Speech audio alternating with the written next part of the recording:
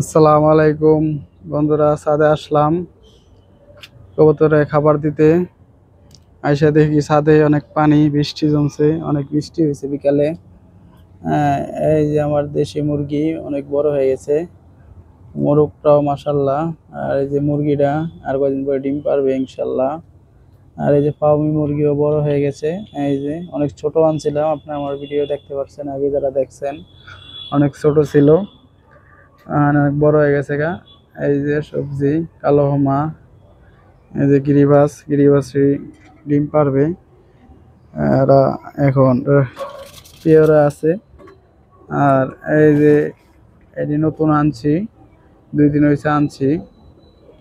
দোয়া করবেন যেন ডিম বাচ্চা ভালো করে।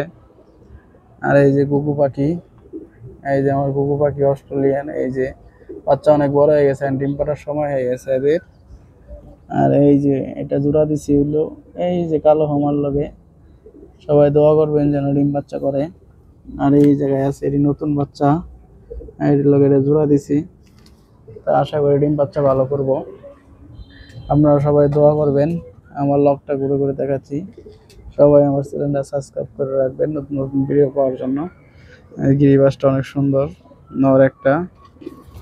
হ্যাঁ, ডিম বাচ্চা অনেক ভালো করে। সবাই পাশে থাকবেন। আসসালামু আলাইকুম, ধন্যবাদ।